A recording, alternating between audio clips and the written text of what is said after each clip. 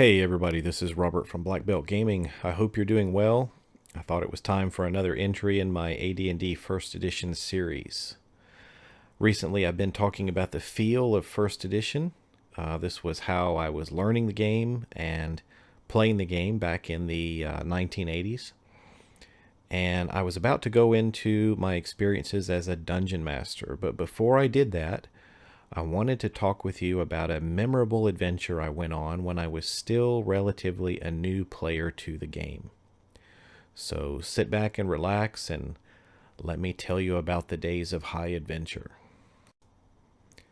Well, one night, me and two of my buddies sat down to play in an adventure with another DM that I'd never met before.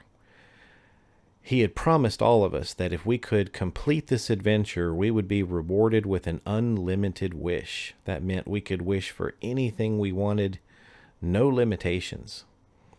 Well, this sounded like the most amazing treasure ever, so we were all really interested to play. And he said we could play any character that we wanted to. And this was an adventure that he had made himself. So I didn't have very many characters to choose from. I was still a new player to the game. So I just had this little halfling thief. One of my friends played a fighter type, I think a sword and board type fighter. And then the older player, the most experienced out of the three of us, he had some sort of fighter magic user type of character. As we sat down to play, the dungeon master had all of us go through and tell him about our characters, not background, but what magical items we had. That was what he really wanted to know.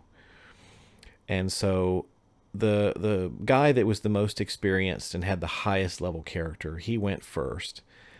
And surprisingly, I saw the DM say, "No, you can't use that," or "No, you can't bring that on this adventure." So there were a few things that became basically disqualified. These were things that the DM felt were overpowered or out of place. And really, it seemed like decent calls. Nobody really questioned it. He wasn't trying to be overly harsh about it. My next friend had a few magical items. All of that was approved. I didn't have much at all. I think I had one magical item, but it was weird. This was around the time when the Dune science fiction movie came out in theaters. This was a big budget movie back then. And there was a part in that movie where Paul, the main character, was sparring with his teacher. He touched a button on his belt and he was surrounded by this force field that was protecting him during the sparring. Well, another one of my friends who was DMing a game thought that was such a cool idea, he made a magical item based on that idea. And this brings me to another point about AD&D First Edition. We just felt like there were no limits and you could be as creative as you wanted to be, whether it be this guy giving us unlimited wishes or my friend here creating some magical item based on something he'd seen in a movie. So he gave my thief on this particular adventure some little belt buckle, and when you press the button, this magical force field surrounded your body and it basically gave you a 10 hit point boost. And if you took damage that wore down the shields, it would start regenerating. I think it was about 1 hit point per round. So it was actually a pretty strong little device. But my character was so weak otherwise, the DM said, "No problem, your character looks good, let's go." Well, this is going back a long time ago, so I don't remember all the details exactly. But as best as I can recall, we were on a quest to locate a powerful weapon that was going to be used, I think, in defense of some kingdom. So we were supposed to acquire this artifact and bring it back to our employer, and then we would be rewarded. So I'm going to jump to the first encounter. We were around some sort of, or outside of some sort of crypt, and we were attacked by a huge army of rats. These weren't giant rats or were rats or undead rats. It was just regular rats, but there were a lot of them. I remember my little thief had to crawl up on top of some rubble. He drew his sword and pushed the little button on his magical belt buckle, and rats started to claw and bite away at him, taking hit points off of the shield. I was stabbing these things, I wasn't going to be able to keep this up. But the higher level character was able to cast some sort of fireball or something and basically clear out the rats. And we survived the first encounter. We pushed open the crypt door and went down some dark steps to see what was inside. Well, once we made it down the steps, we came to a room that was somewhat round, but there was a hallway continuing forward on the opposite side of the room. In the middle of the room was a dark pool of water. I don't know if it was a fountain or some sort of pool. I just can't remember. But as we started to circle around, we were attacked by some entity within the water. It could have been a water elemental or a water weird. Whatever it was strong. And it attacked us. My thief fell back to the rear and was trying to throw rocks, or maybe I was using a sling. I can't recall. But the other two characters got up and close with this thing, and my friend who was playing the fighter was killed. And that brings me to another point about AD&D First Edition. It was lethal. Character death happened. The dice fell, and you just, sucked it up and took it. So characters died. Survival was what was special. So my friend got killed right there in the combat. And the other guy managed to defeat this thing and drive it away or kill it or whatever. So then we needed to come to a decision: were we going to continue forward without a party member, or were we going to stop and retreat, go back to town? Well, my little halfling thief didn't feel like I could do much more. I was only about first or second level. So I said, let's get out of here. But the other guy, he wanted to press on, and he pushed forward.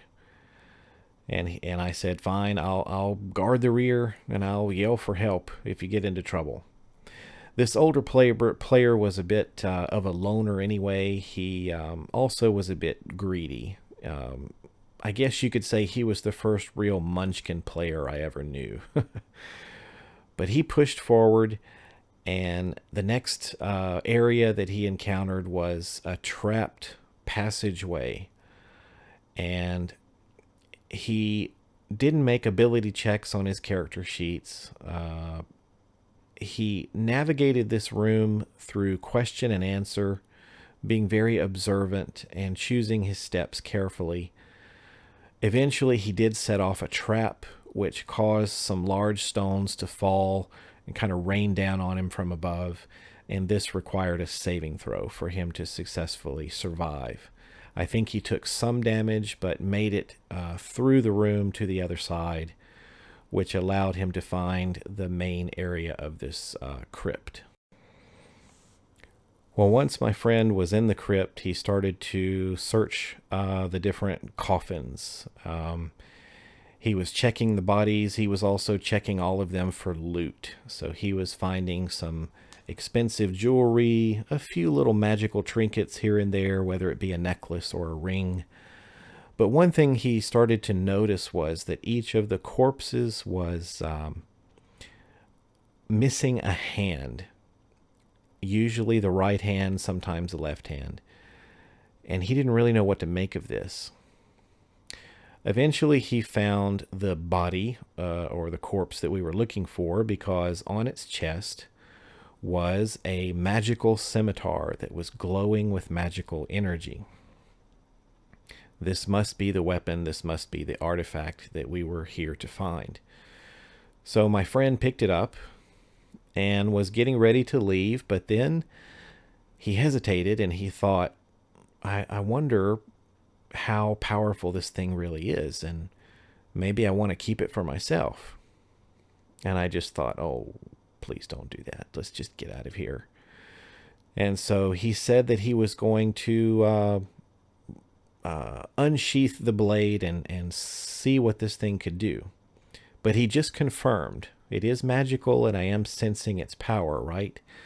And the dungeon master said, absolutely. It's probably the most powerful thing you've ever seen. And certainly the most powerful thing you've ever felt or really witnessed before. So my friend grabbed hold of the blade, grabbed hold of the handle, drew the blade from its scabbard.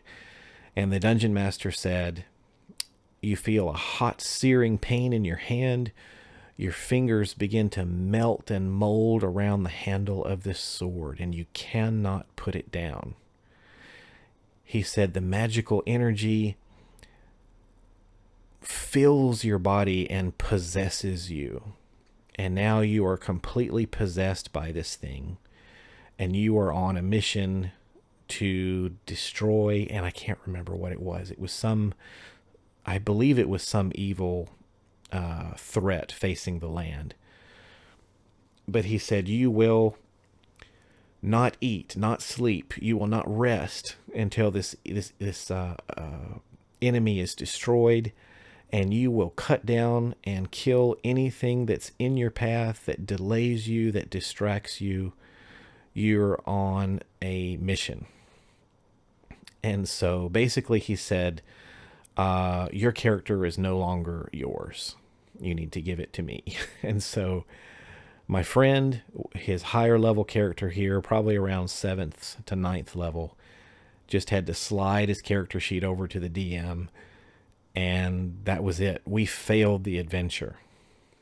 And so as it was coming to a close, I knew that I didn't want to wait around and be cut down by this guy as he was exiting the crypt.